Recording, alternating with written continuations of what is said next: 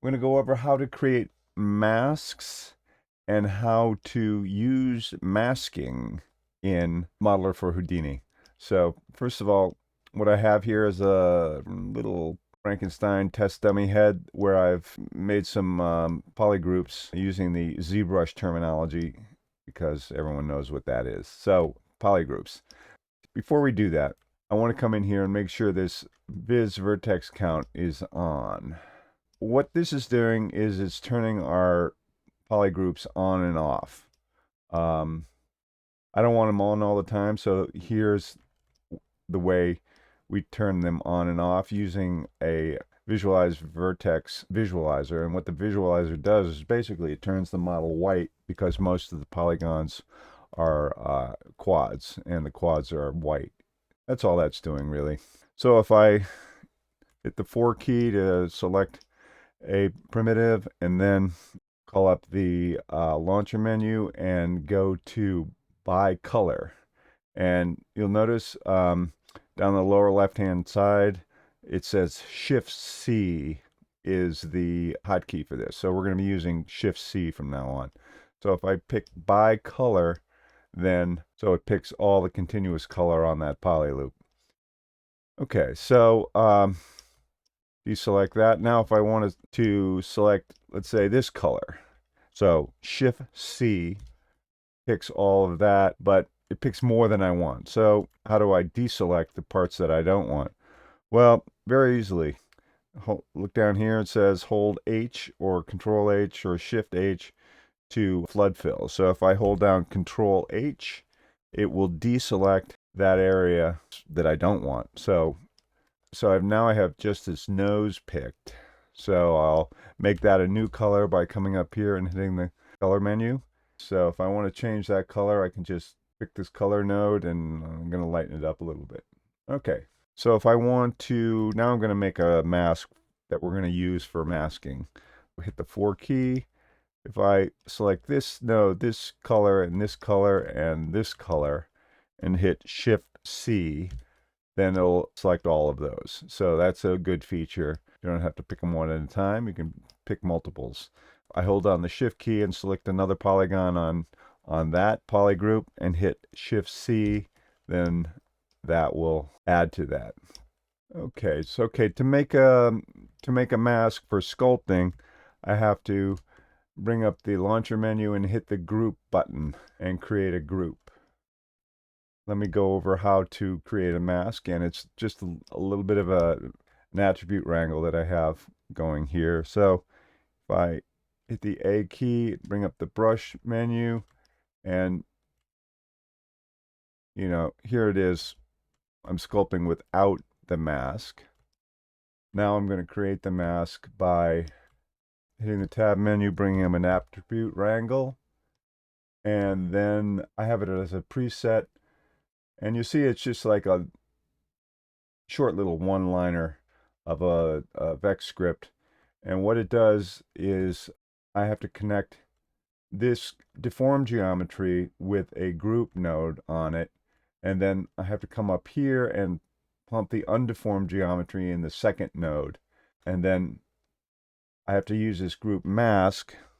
And I'm going to copy that name, come up to my group, and paste that name. So this mask group is coming down to this attribute wrangle, and if I put my display flag on that, you'll see that it's masked off certain areas. Okay, but I want to do this interactively, so how do I do that? So to use this mask is a little tricky. With this visibility flag down here, I have to just pick this one, pick the edit node, and then I can call up the pen tool again and start to paint on it, start to manipulate the mesh. But I don't want, you can see that there's two meshes right on top of each other. Well, if I just click in the node network, then that top mesh will disappear, and I can still, it doesn't get me out of the brush menu, and I can still come up here and move the brush around, the topology around with the brush menu using the mask. See, so the mask is being used. So I can, pull this all the way out and you'll see that the mask is being utilized. Do a little quick little thing here. Let's pull out a little bit of his chin, smooth it down, pull it out a little bit more. Give him some, droopy eyelids here. Pull out a little bit of his cheekbones, some more. Nothing major. I'm going to turn off the color and turn off the wire.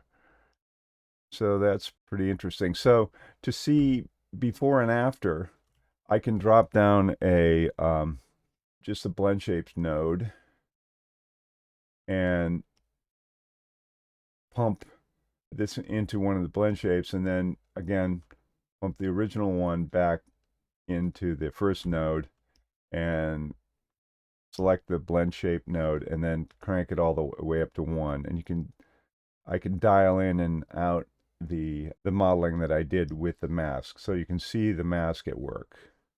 So we have some hard edges, and this kind of hard edge stuff would be very difficult to get just using the brush tool. So that's where masking is obviously very important. Cool thing about the blend node is that you can go to 1, but you can also overcrank it and go to even further.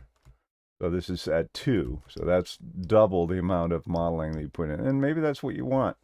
Oftentimes you want to dial back your modeling a little bit, so if you over model something, and then you can just dial it back a little bit. So this is very handy to have these blend shapes. Use blend shapes. Very cool. Alrighty, so that's basically what I wanted to show.